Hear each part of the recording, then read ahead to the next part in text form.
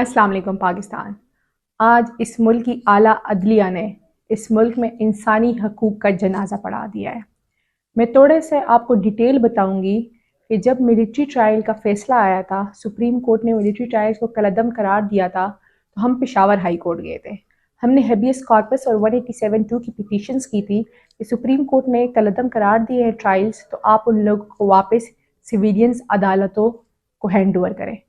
तो आखिरी तारीख पे पेशावर हाई कोर्ट ने बहुत स्ट्रिक्ट स्टैंड लिया और उन्होंने कहा कि जी अभी तक आपने उनको वापस क्यों नहीं किया, और अगर सुप्रीम कोर्ट ने तो स्टे भी नहीं दिया, वो आप इनको वापस करें।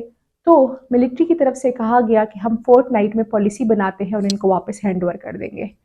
मीनवाइल बड़ा मैं कहूँगी कि अजीब और गरीब पाकिस्तान की कानूनी तारीख में एक हरकत हुई कि एक शॉर्ट ऑर्डर जिसकी अभी डिटेल जजमेंट आई भी नहीं है, उसकी इंट्रा कोर्ट अपील फिक्स हो गई और उसकी इंट्रा कोर्ट अपील में बेंच अजीबो गरीब तरीके से तश्कील दिया गया, जिस पे जस्टिस एजाजुल एहसन साहब ने बड़े वाज़ेह अपने ऑब्जेक्शंस राइज किए जो उस कमेटी का हिस्सा थे। फिर जब वो बेंच तश्कील हुआ, उसमें सीनियर मोस्ट जजेस नहीं थे और आज उस बेंच ने पहली सुनवाई की।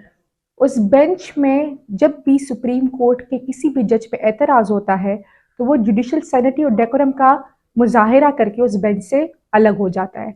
लेकिन चूंकि ये एक मखसूस एजेंडे पे थे, तो आज उन्होंने वो डेकोरम और सैनिटी का भी मुजाहिरा नहीं किया और अपनी इज्जत नफ्स को बलाए ताक रख के उस बेंच में बैठे रहे कुछ जज हजरात और उन्होंने वो केस सुना। और आज उन्होंने मिलिट्री ट्रायल को दोबारा से रिस्टोर करा दिया 5-1 के तनासुब से।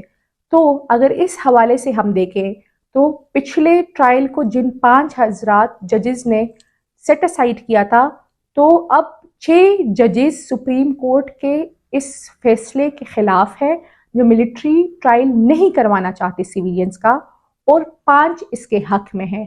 तो कैसे अब मिलिट्री ट्रायल होगा या उसको शुरू करेंगे?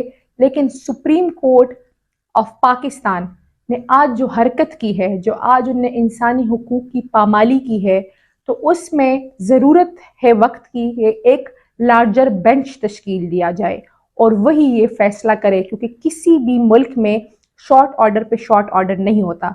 हमें डिटेल जजमेंट का इंतज़ार करना चाहिए था और उसके बाद ही इंट्रा कोर्ट अपील फिक्स होनी चाहिए थी।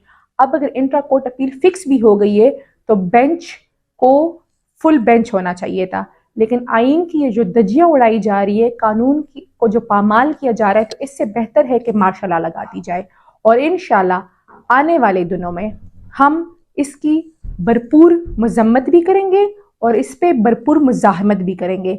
ये नहीं होगा कि इस मुल्क की आला अदलिया सहूलतकारी के तौर पे पेश की जाएगी। बहुत शुक्रिया।